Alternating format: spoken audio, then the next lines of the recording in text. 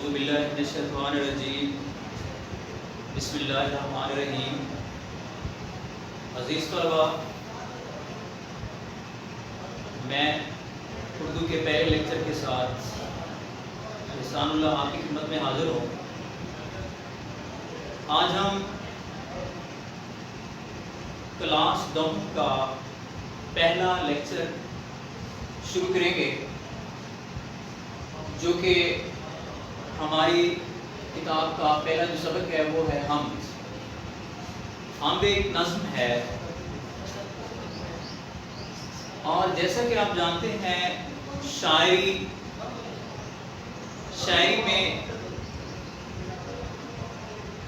جو بھی چیز یعنی پہلے شاعری جب شروع کی جاتی ہے تو عموماً ایسا ہی ہوتا ہے کہ حمد سے شروع کی جاتی ہے، چاہے جو اللہ تعالیٰ کو ماننے والے ہیں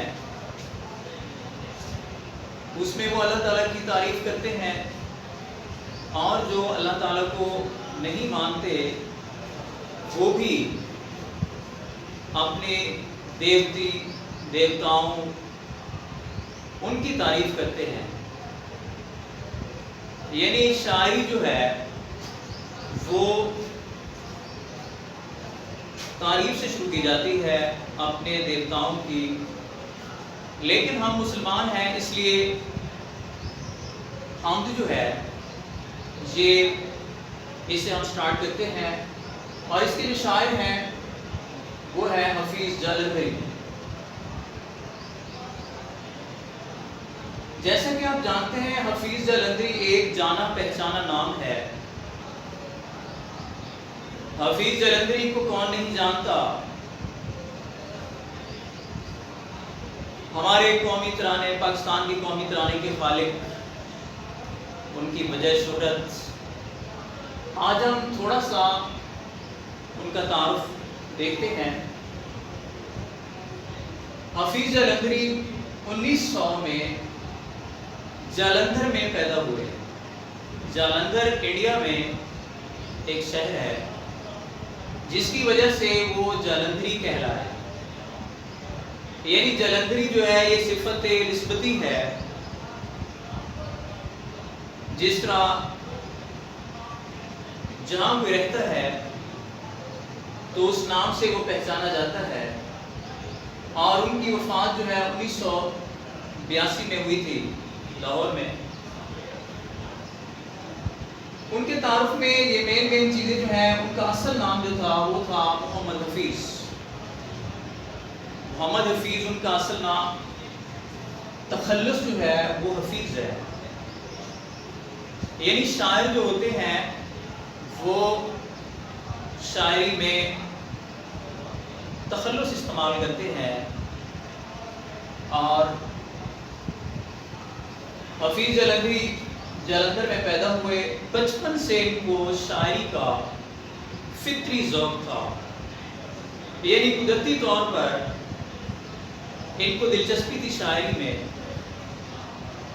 زیادہ تعلیم تو جاری نہ رکھ سکے کیونکہ ان کے گھریلو حالات جو تھے وہ ناسازگار تھے، تعلیم کو ادھورا چھوڑنا پڑا۔ اور لیکن اس کے باوجود کہ انہوں نے تعلیم بھی حاصل کی اپنے طور پر، کوئی یعنی اسناد تو حاصل نہیں کی، لیکن اپنے طور پر تعلیم کو جاری رکھا۔ اور ان کو شاعری کا جو فطری ذوق تھا تو اس کے لیے انہوں نے مولانا غلام قادر گرامی کی شاگردی اختیار کی۔ مولانا غلام قادر گرامی ایک بہت بڑے شاعر گزرے ہیں، ان کے یہ شاگرد تھے۔ شاعری میں مولانا غلام قادر گرامی سے یہ اصلاح لیتے تھے، اور مختلف سرکاری محکموں سے بھی ان کی وابستگی تھی، یعنی مختلف سرکاری محکمے میں بھی کام کرتے رہے۔ اور اس کے ساتھ ہی جب پارٹیشن ہوئی، جب علیحدگی ہوئی، پاکستان بنا، تو 1947 میں یہ پاکستان آ گئے۔ تو لاہور میں انہوں نے اپنی ادبی سرگرمیوں کا جو ہے ان کو جاری رکھا، اور اس کے بعد 1982 میں یہ وفات پا گئے۔ اب آتے ہیں حفیظ جلندری جو ہے، ان کا اسلوب بیان کیا ہے؟ ان کو یعنی انہوں نے جو شاعری کی ہے، زیادہ تر حفیظ جلندری جو ہے یہ نظم گو اور غزل گو شاعر ہیں۔ ویسے انہوں نے گیت بھی لکھے ہیں، مثنوی بھی لکھی ہے، لیکن زیادہ تر انہوں نے غزلیں اور نظمیں لکھی ہیں۔ تو ان کا جو نمایاں ادبی کام ہے ان میں ایک ہے، انہوں نے پاکستان کا قومی ترانہ لکھا۔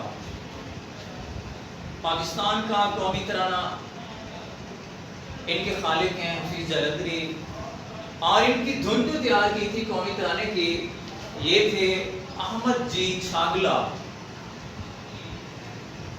بہت سارے قومی ترانے لکھے گئے، لیکن حفیظ جلندری نے جو قومی ترانہ لکھا تھا یہ فارسی زبان میں ہے، پاک سرزمین شاد باد۔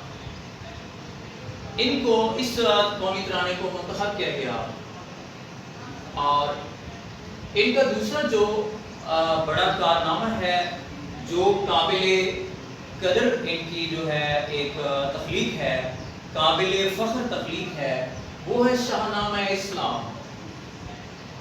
شاہنامہ اسلام انہوں نے لکھی، اور یہ بہت بڑی طویل نظم ہے۔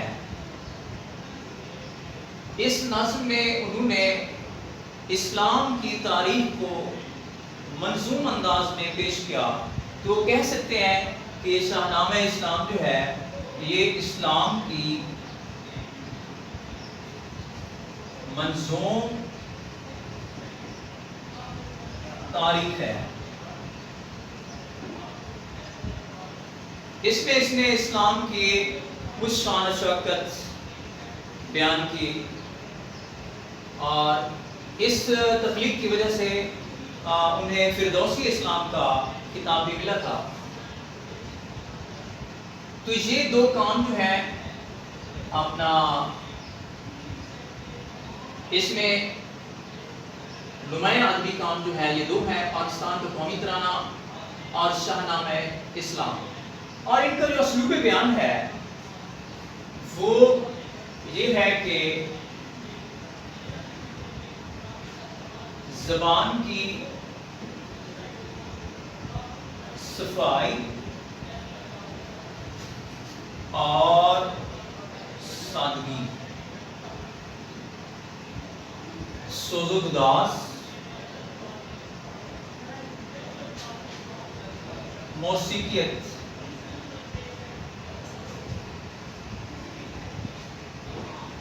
یہ ہے ان کا اسلوب بیان۔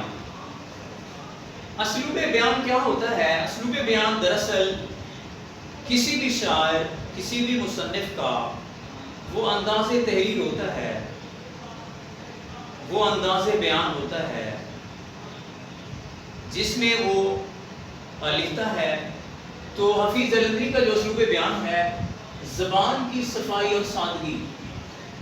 زبان کی صفائی اور سادگی کا مطلب ہے کہ انہوں نے زبان استعمال کی، انہوں نے جو الفاظ استعمال کیے وہ نہایت سادہ اور عام فہم، جو ہر آدمی کو سمجھ آ جانے والے۔ تو زبان کی صفائی اور سادگی یعنی عام فہم زبان استعمال کی، کوئی مشکل الفاظ استعمال نہیں کیے۔ اس کے ساتھ ساتھ اس کی جو بہت بڑی خوبی ہے وہ ہے کہ سوز و گداز ہے۔ ان کے کلام میں ایک درد ہے، ان کے کلام میں ایک یعنی سوز کا معنی درد ہوتا ہے، اور گداز کا معنی ہوتا ہے نرم، یعنی کسی چیز کو ملائم کر دینا۔ یعنی ان کی ایسا کلام ہے، ان کی ایسی شاعری ہے جو کسی بھی شخص کے دل کو موہ لیتی ہے اور اس میں اتر جاتی ہے۔ اس میں سوز بھی ہے، گداز بھی ہے، ایک درد کی کیفیت، ایک یعنی بہت ہی اچھا انداز ہے۔ اور اس کے ساتھ ساتھ تیسرا جو ہے وہ ہے موسیقیت۔ موسیقیت جو ہوتا ہے، موسیقیت کا مطلب ہوتا ہے جس میں موسیقی ہو، یعنی جس میں ترنم نظر آئے. ان کی شاعری جو ہے وہ ایسی شاعری ہے جس میں ایک ترنم ہوتا ہے. جب کوئی قاری اس کو پڑھتا ہے تو سر دھنتے رہ جاتا ہے. یعنی اس میں ایک ترنم ہے، اس میں ایک موسیقیت ہے، اور اس کے ساتھ ساتھ اس کا نمایاں ادبی کام. یہ دو نمایاں ادبی کام ہیں ان کے، جن کی وجہ سے وہ کہتے ہیں کہ اگر انہوں نے اور کچھ نہ بھی لکھا ہوتا تو یہ دو کام جو ہیں، یہ دو کارنامے جو ہیں، ایک پاکستان کا قومی ترانہ اور دوسرا شاہنامہ اسلام، یہ بھی ان کے لیے کافی تھے، کیونکہ یہ دو چیزیں ان کو بہت شہرت ملی ان سے. اور ان کے علاوہ بھی انہوں نے بہت کچھ لکھا ہے، جو چند تصانیف ہیں، شعری مجموعے ہیں، جن میں الخابہ شیریں، سوز و ساز، حفیظ کے گیت، حفیظ کی نظمیں اور چمٹی نام، یہ وہ تصانیف ہیں جو حافظ جلندری نے لکھی ہیں، تخلیق کی ہیں. تو یہ تھا مختصر سا تعارف حافظ جلندری. ہمارا پہلا جو سبق ہے، ہماری پہلی جو کتاب کی نظم ہے وہ حمد ہے، اسی کو ہم نے آج شروع کیا ہے. اور ہم، جیسا کہ آپ کو پتہ ہے، جس میں اللہ تعالیٰ کی تعریف بیان کی گئی ہو، تو یہ آج ہم نے اس کو تھوڑا سا دیکھا ہے. تو اس کے بعد اس کا ہم نے تعارف بھی دیکھا ہے، اور اس کے ساتھ تعارف کے ساتھ ساتھ اس کے ہم نے جو ادبی کام ہے وہ بھی ہم نے دیکھا ہے. تو عزیز طلباء، اس کو آپ نے لکھنا بھی ہے. جیسا کہ آپ کو پتہ ہے کہ اب آپ کلاس 9 میں پروموٹ ہو چکے ہیں، تو اس کو لکھ کر آپ نے یاد بھی کرنا ہے. تو آج کا ہمارا جو یہ سبق ہے یہ اختتام کو پہنچتا ہے. تو اپنا خیال رکھیے گا. کل تک کے لیے مجھے اجازت دیجیے. اللہ حافظ.